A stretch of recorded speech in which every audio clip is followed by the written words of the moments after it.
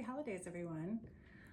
It's Sue with Everyday Artisan, and I am popping on real quick because I want to tell you about a new craft project that I've recently picked up.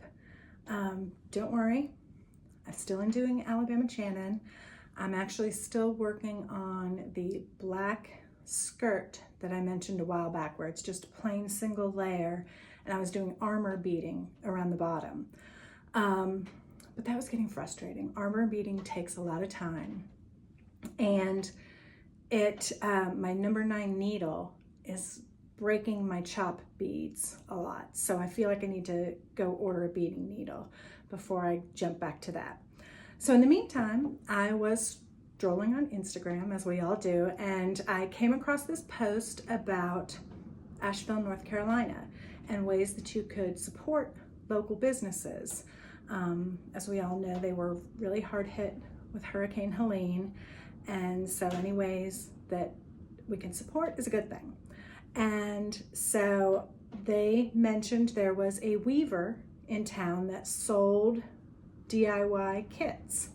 And you know I love a DIY kit. So I looked up, it's Ashton Zager, I'll link her down below, I hope I'm saying that right. Looked it up on her Instagram and her webpage, and her weavings are beautiful. I might post a picture of something up here just to give you an idea.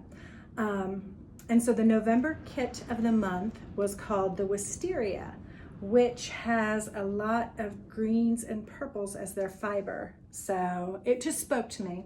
So I ordered the kit. When I did order the kit, I paid a little bit of extra money. So I ordered the 10-inch round weaving kit. I paid, I think, an extra $5 to have her go ahead and wrap the hoop and to put on the warp strings. I think because it was the kit of the month, I didn't choose the warp string color. But here's a little secret. I've since ordered more kits and ordered the thing to try to wrap and warp myself. So I know that you can order them in all different colors. Anyway, I've already gotten started. And I really do find that this has kind of kept my creative juices flowing while I'm taking a break from Alabama Chanin. So for that, I'm really excited. And I think it's important to continue to try new things, new techniques. This is still in the fiber family. There's a lot of it that correlates, I think, with the stitching I do with Alabama Chanin. So I think it's a good complement to what I've been doing. Along with our kit, so this is the 10-inch kit. All the fibers came with it. The hoop, which I paid a little extra to have wrapped and warped. And then there's instructions to an online book. So she gives you the passwords to be able to access her online book that tells you, it would tell you how to wrap it and tells you how to do several of the different stitches. I'm gonna put this over here because with me wearing black, it's hard to see, I think. There were 4 major stitches. There's the tabby, which I think is what we all think of when we think of weaving. You've got the strings that kind of make up the things, or your wrap strings, and then the fiber on top is it's the warp and weft, not wrap, excuse me, warp and weft. These are the weft. So there's a tabby, which is, like I said, what we basically think of going in and out. There's, did she call it loose tabby or complex tabby, where you leave a little extra. So in this particular case, I did it with this light string, where you kind of leave loops so you don't pull it tight. If you want to pull it tight, she does include in her kit this little fork that you can pull everything tight. And I forgot to show, she also includes a needle that if you wanted to thread a needle and go through. I definitely, for some of these smaller, tighter knits, I used the needle, but for these larger ones, I'm just pulling it through by hand. So there was the tabby, a complex tabby. There is the sumac, I think it was, which is kind of like a back stitch, over 2, back 1, and I think it supposedly comes up with a braided look. I'm not sure if that's what I did here or if that's just because it's a bigger fiber. I know I tried it here with the purple in the middle, but this was like literally my first attempt, and so it kind of looks strange, but I kind of like it. And then there was something called the raya, which is where you would add like tassels or fringe. And even though this over here looks like it's a tassel and fringe, that was just me kind of doing the same technique with Alabama Chanin, like where you put your knots on the outside. That's basically just putting my knots on the right side of the weaving. And I've really enjoyed it. You know, with her kit, she sends all kinds of things. She has, this is called roving, which is basically wool that hasn't been spun into a yarn. You know, she's got all these different types of all natural fibers. I don't believe she uses anything synthetic. There's even a strip of velvet in here, which will be exciting. I'm not sure how to add that. And then I ordered, I think she calls it rug yarn. And so I ordered a little bit of extra yarn with olive and kelp. And that's what I made my mountain out of. I haven't used the olive yet on this. And then she's even got something different. So I was so enjoying this that of course I ordered more, because the place I want to hang it in my bathroom upstairs it's an unusual wall, and it's got a thermostat right in the middle of it. So it's like I can't hang something right in the middle. So I was like, what if I put different sizes? So I also ordered her, so I've got the kit was the 10-inch hoop, but I also ordered the 14 and the 8, and it came with more fibers. This time I did not have her wrap it for me. The kit comes with things to wrap it, the cord and the warp string and another needle, because might need that. And then I ordered something, she makes her own fiber called Hank's Hank, which this is really interesting. So I can't wait to use this. Don't know if you can tell, I'm kind of trying to do in the green the shape of my mountains, and then I was going to use the purples for kind of like a sunset and a sky. So I'm really excited about what this might become. So hang on, and I'm going to do some weaving while you watch.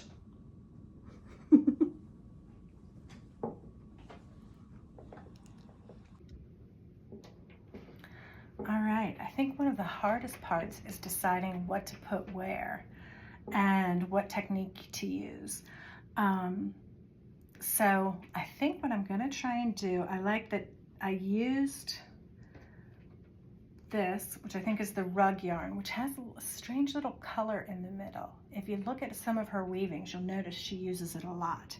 But it's got a little bit of that color here, and that same color is in this velvet. So I think I'm gonna try and put a little bit of that right here. But again, I like looking at her stuff for inspiration, because this is my first time doing it, and I'm trying to do a bit of unique textures and color combination.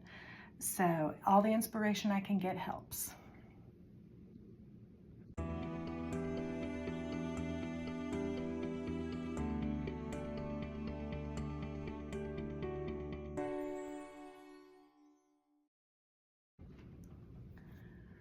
Forgot to bring my scissors over.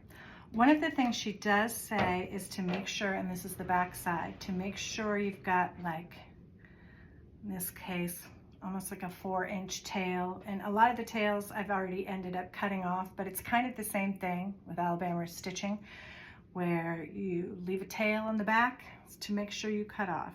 So what do we think? A little bit of pop of color right there? Sure, why not?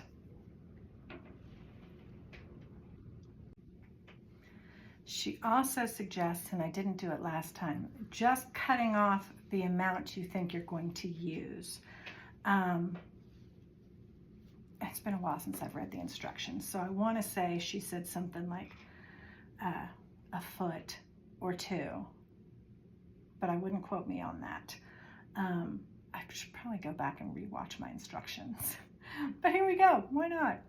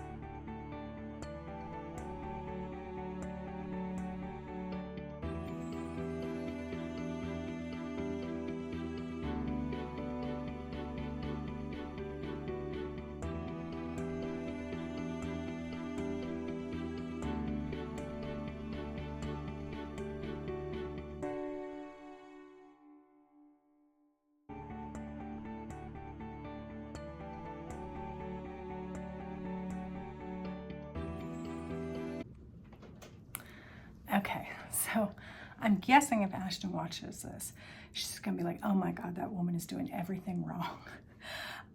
But it's my first time and I'm having fun.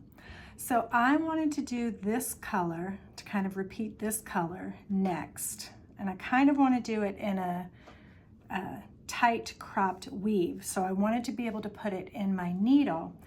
But I mean, look at that. How's that frayed end gonna get into a needle? So I ended up getting a little piece of tape and taping the end together. Let's see if that works.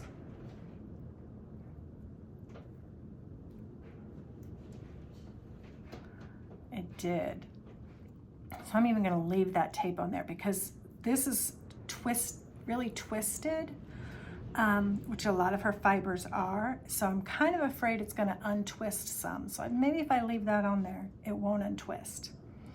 All right, so I've just got this little piece left. What do you think so far? Does it look like, hey, the sun is shining and maybe it's catching the top of the mountain? And so I was going to do this up here and this here. So let's see how it goes.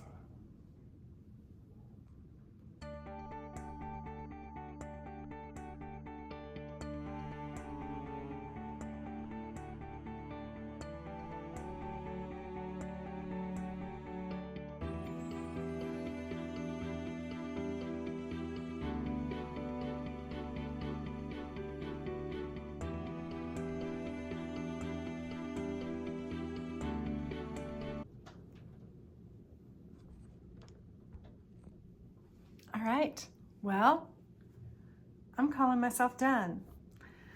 Did I stick with all the themes I had in mind? No. Did I do things different than I should have done? 100%. Did I learn some lessons? Yes. Like putting the tape on the end, what to tie together, when to tie it together. Do I have a whole lot more to learn? Yes. Yeah, I know, I put green on the side that's supposed to be my sky, but it just needed that tone of color there. I'm going to, I don't want to compare them, so I'm not going to do that. I'm going to go ahead and post what Ashton did with her wisteria kit, or I don't think it was a kit because she did it as a more like a square weaving as opposed to in the round. To give you an idea of what it would look if somebody really good did it. But I'm really enjoying it. I do find that I use a lot of the same techniques that I do in my embroidery. So it keeps that creative juice going and my desire to keep creating, which is a good thing. I will say, if you go on her website right now, I think I saw that her kits are currently 35% off. I think the 8-inch round kits are $40, the 10-inch rounds are $50, and the 14-inch rounds are $70. So not a bad price for something now I'm gonna hang up in my bathroom and I'm really going to enjoy. Thank you guys for joining me, and I will have some more Alabama Chanin content coming up soon. I do need to do a try on, and I need a new project. So thank you guys for joining me, and have a great New Year.